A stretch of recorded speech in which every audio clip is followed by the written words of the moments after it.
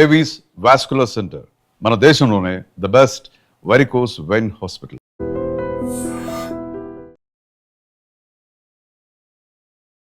నమస్తే రమగారు. నమస్తే జయ. రమగారు, ఒక సామెత చెప్తారు చూడండి, ఉరుమురివి మంగళం మీద పడిందంట. వాళ్ళు కొట్టుకు చచ్చిపోయి యుద్ధాలు చేసుకొని మనకి గ్యాస్ లేకుండా అయ్య బాబోయ్ అనే ఒక క్వశ్చన్ మార్క్ వచ్చేసి హాస్టల్స్ క్లోజ్ చేసేసి, హోటల్స్ క్లోజ్ చేసేసి, లిమిటెడ్ ఫుడ్ అని పెట్టి గ్యాస్ కూడా అప్పుడు మనకి ఫుడ్ ఐటమ్స్తో పాటు జిఎస్టీ బిల్ ఎలా ఉంటుందో కింద గ్యాస్ అని చెప్పి కూడా బిల్లు పెట్టేస్తున్నారు. ఇలానే కొనసాగితే అమ్మో అనిపించేస్తోంది. తర్వాత స్టవ్లు, గ్యాస్ సిలిండర్ అంటే ఎట్లానో బుక్ చేసుకుంటే రావట్లేదు. ఇండక్షన్ స్టవ్లు కూడా అవుట్ ఆఫ్ స్టాక్ అని పెట్టేశారటండి. అవును, ప్రెస్టీజ్ నేను అమెజాన్ లో చూస్తే ప్రెస్టీజ్ ఇండక్షన్లు out of stock, temporarily not available. మనం అదేదో విజయవాడ వెళ్తూ ఓ చోటాగేమా లిమిటెడ్ ఐటమ్స్ అన్నారు, కొన్ని ఐటమ్సే ఉన్నాయన్నారు. వివేరాలో ఆగాము, ఓన్లీ లిమిటెడ్, లోపలికి అసలు ఎలా కూడా చేయలేదు, బయటే కూర్చోబెట్టారు, లిమిటెడ్ ఐటమ్స్ అని చెప్పారు. ఇప్పుడు గ్యాస్ బుక్ చేద్దామంటే ఇండియన్ వాళ్ళ గ్యాస్ ఇది ఉంది కదా 24 hours గ్యాస్ బుకింగ్ క్రాష్ అయిపోయిందిట, అది లేదు. ఇవాళ నేను బుక్ చేశా, బుక్ అయిందండి. ఇవాళ బుక్ అయింది, స్లోగా అవుతుంది. ఏది ఇండియనా భారత్? ఇండియన్, నాది ఇండియనే. సో నేను ఇప్పుడు బుక్ చేశా. హెచ్పి వాళ్ళది ఓపెన్ అవుతోంది ముందే, అక్క ఇది ఉంది, అది కూడా నేను చేస్తాను. ఇండియన్ది మాత్రం 4 రోజుల నుంచి క్రాష్ అయ్యి ఇవాళ మార్నింగే ఓపెన్ అయింది. మామూలు గ్యాస్ డెలివరీ బాయ్ ఉంటాడు కదా, మనకు పరిచయం ఎన్ని ఏళ్ళ నుంచో ఉన్నాడు కదా బాబు అని ఫోన్ చేస్తే ఫోనే ఎత్తలా వాడు, తీసిపారేసాడు. నాకు ఒక డౌట్ వచ్చింది నమ్మగారు, సిలిండర్లు అయితే ఓకే, మాకేమో పైప్ లైన్స్ కదా, మన పరిస్థితి ఏంటి? అయ్యో బాబాయ్. ఇప్పుడు చూడు, మనకి నిత్యావసర వస్తువైనటువంటి గ్యాస్ మనం డిపెండెంట్స్గా ఉన్నాం, బయట నుంచి రావాలి మనకి. కానీ మన దగ్గర ఏం చేసాము, అసలు కట్టెల పొయ్యిలు, బొగ్గులు, రంపపొట్లు, బాయిలర్లు, అసలు నీళ్లు కాసుకోవటం అనే మొత్తం ప్రక్రియని పల్లెటూళ్ళతో సహా దీపం పథకం కింద అందరికీ గ్యాస్ సిలిండర్లే అలవాటు చేసుకున్నాం. కట్టెల పొగతోటి అది వస్తుంది, ఇది వస్తుంది, ఏమిటో నాశనం అయిపోతాయి, అడవులు నాశనం అయిపోతాయి. కట్టెల పొగ వల్ల అనారోగ్యాలు వస్తాయి. స్త్రీల ఆరోగ్యము, స్త్రీల శ్రేయస్సే చాలా ముఖ్యమని మన వాళ్ళు ఏం చేశారు, మంచే అయ్యుండొచ్చు. కానీ అసలు ప్రత్యామ్నాయ మార్గం లేని ఒక పరిస్థితి కాదు, దుస్థితిలోకి వచ్చాం. పరిస్థితి ఓకే, దాన్ని మనం అలవాటు పెట్టుకున్నాము. మనకి అవకాశాలు ఉన్నవి, చిన్న పొన్నవి, మనకు ముందు నుంచి ఉన్నవి ఏమనాలి, సంప్రదాయ విధానాలు మొత్తం అటకెక్కిచ్చాం. అవునవును, అటకెక్కిచ్చిన కొందరి దగ్గర ఇంకా కుంపట్లు ఉన్నాయి, కొందరి ఇళ్లలో ఇంకా వెనకాల పెరట్లో కాస్త పొయ్యి పెట్టుకుని 2 పుల్లలు వెలిగించి వేడి నీళ్ళు పెట్టుకోవటం, లేకపోతే ఏదైనా పిండి వంట చేయడానికి సిటీలో కూడా ఉంది. సిటీలో కూడా జొన్న రొట్టెలు అవి చేసుకోవడానికి పొయ్యి వెలిగిస్తున్న వాళ్ళు 1%, 2, 3, 4 ఉన్నారు, చాలా తక్కువ. చాలా.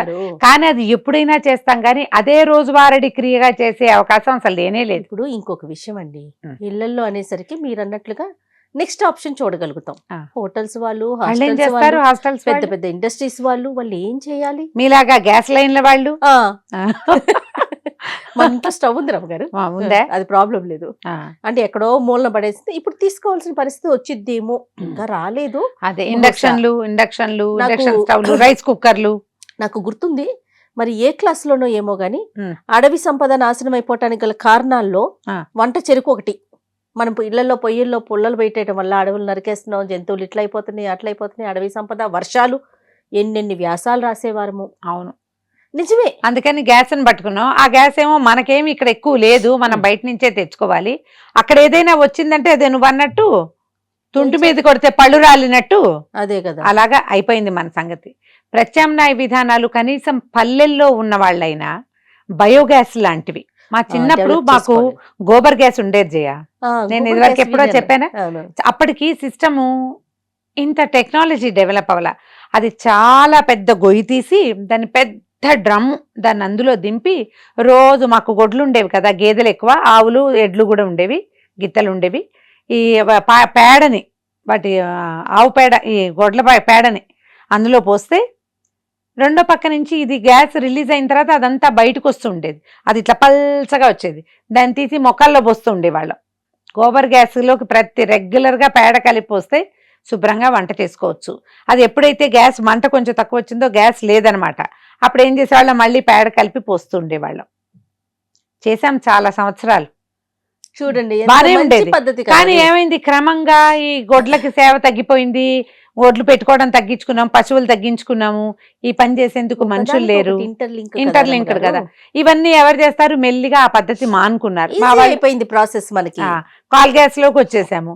ఇప్పుడు మళ్ళీ గోబర్ గ్యాస్ ప్లాంట్ అంటే ఇప్పుడు పల్లెటూళ్ళలో నాకు తెలిసి సబ్సిడీలు ఉన్నాయి, సబ్సిడీ అవకాశం ఉంది. ఊళ్ళల్లో ఇప్పటికీ కూడా ఏదో ఈ మన కొబ్బరి మట్టలని, కొబ్బరి డిప్పలని ఏవో ఒకటి పెట్టుకుని వంటలు చేసేసుకుంటారు, వేడి నీళ్ళు పెట్టుకుంటారు, కనీసం స్నానానికి నీళ్లు, అన్నం వండేసుకుంటారు. కొన్ని పనులు అయితే ఖచ్చితంగా జరుగుతూనే ఉంటాయి, ఊళ్ళలో జరుగుతాయి. కుంపట్లు వెలిగించుకుంటారు, పాలకి చిన్నగా పొయ్యి వెలిగించి కొంచెం దగ్గరలో ఉంటే కనుక. అవకాశం ఉన్న వాళ్ళు, లేని వాళ్ళు ఏం చేస్తాం, మనం దీనికి అలవాటు పడ్డాం కదా. పానిక్ అవ్వద్దు కనీసం. ఓకే, ఈ గ్యాస్కి ఎప్పుడైతే మనకి సమస్య వచ్చిందని అర్థమైందో వెంటనే మనం పెట్రోల్ బంకుల మీద పడిపోయాం, అందరూ ట్యాంకులు ఫుల్ చేసాము. ఎన్ని రోజులు వస్తుంది? ఎటు వెళ్ళకుండా ఉండంగా మళ్ళీ పానిక్ అయిపోతూ ఉంటాం. ఇక గ్యాస్ సిలిండర్ మన దగ్గర ఉన్నా రేపు రాదేమోనని చేయటం, ఇంకొంతమంది సామాన్లు కొనేసుకోవటం, ఒకవేళ ట్రాన్స్పోర్టేషన్ ఇబ్బందులు అవుతాయేమోనని నిత్యావసర వస్తువులన్నీ కోవిడ్ అప్పుడు పిచ్చి పిచ్చిగా కొనుక్కుని దాచుకున్నట్టుగా దాచేసుకోవటం, వాటి మీద ఎక్కువ హైరాణ పడ్డాం.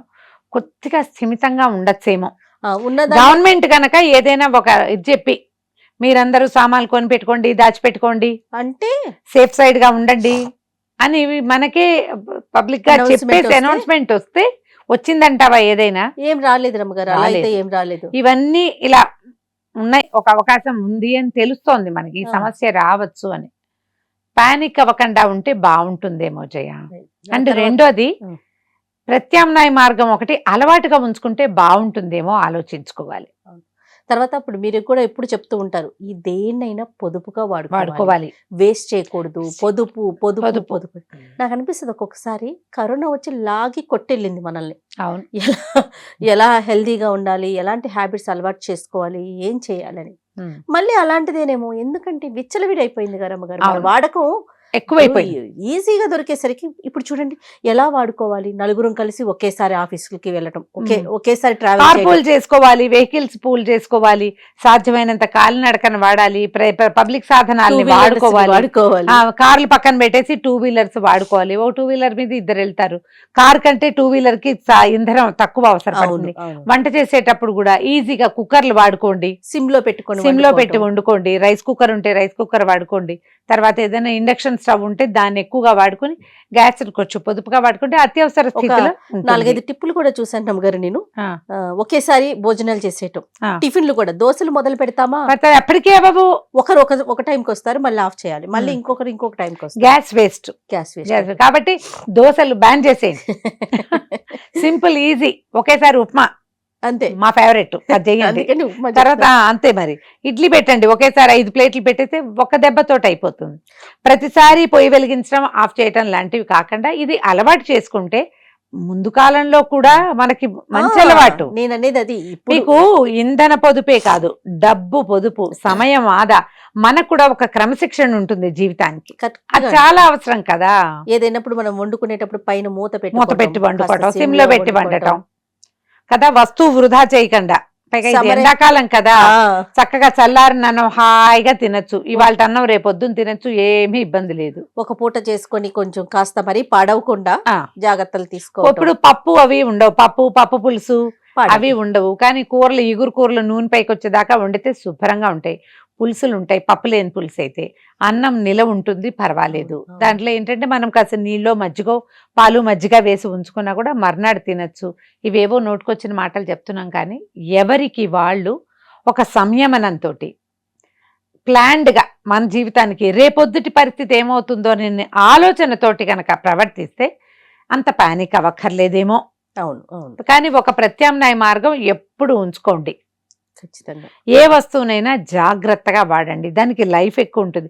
ఇది పారేసి ఇంకోటి కొనుక్కుంటాం, అది వదిలేసి ఇంకోటి తీసుకుంటాం, ఈ ధోరణి మానేయాలి. కానీ అస్సలు ఎక్స్పెక్ట్ చేసామా? చేయలేదమ్మా, ఉండదు. ఇండక్షన్ స్టవ్లు కూడా దొరకవు అనేది అసలు మనకి 1600కి కొన్నది 2400 ఇప్పుడు 6000 ఏదో విన్నాను రమ్మగారు నేను, కమర్షియల్ కి అయితే బండా.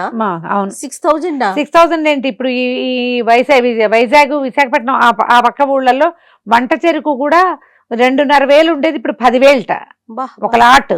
ఎందుకంటే హోటళ్ల వాళ్ళంతా దాని మీద పడుతున్నారు.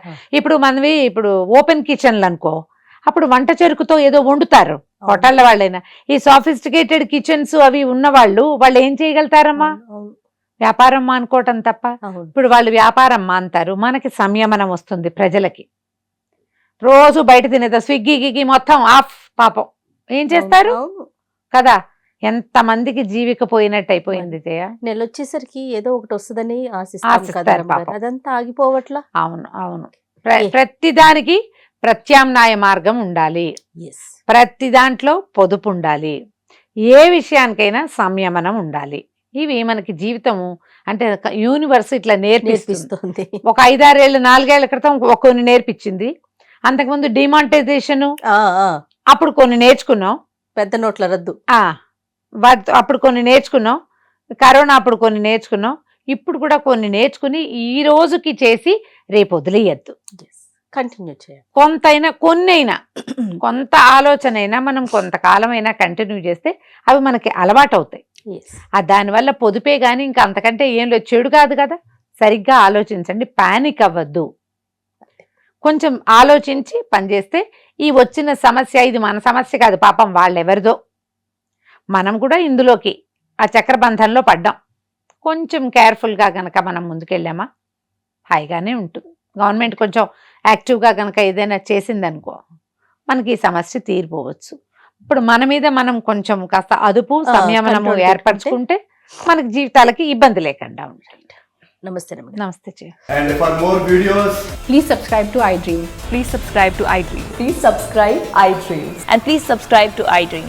For more videos, subscribe to iDream. please like, share and subscribe to the channel. Congratulations, iDream. Subscribe to iDream. Subscribe to iDream. So subscribe to iDream Media. iDream కి iDream టీమ్ అందరికి huge congratulations. Please subscribe iDream Media.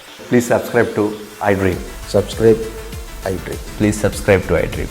iDream అంటే నా కళల ఛానల్ను subscribe చేసుకున్న నోరు తిరుగుతలేదు, మీరైతే గంట గుర్తు కొట్టండి. For more such videos, please subscribe to iDream. Subscribe to iDream. Please subscribe to iDream. Please subscribe iDream Media. Please do subscribe to iDream. Please subscribe to iDream Media. For best entertainment and information, please subscribe iDream. And don't forget to subscribe to iDream.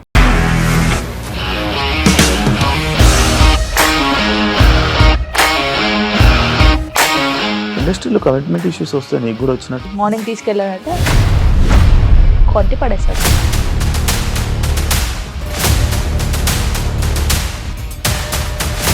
ఒక్కళ్ళు కూడా చూడలేదు ఈ cinema అని చెప్పడానికి కూడా చాలా ధైర్యం కావాలి. అది నిజం కదా, దాంట్లో ధైర్యం ఏంటి? నెక్స్ట్ డే ప్లేట్ మార్చేస్తే తప్పు కదా. As of now we are comfortable this అని నేను అనుకుంటున్నాను. రష్మిక గారిది మీది ఒకే ఊరు అంట కదా. నీకు కోపం వచ్చిందంటే బాగా తిట్టేత్తరా? తిట్టేద్దామండి. నిజంగా గేమ్ ని ఎలా చేంజ్ చేయగలిగారు? ఏపీఎస్ఎఫ్సి వాళ్ళకి 6 నెలల్లో నేను 6 లక్షలు కట్టా. బిజినెస్ చేయాలనుకుంటే it is as difficult as riding a tiger.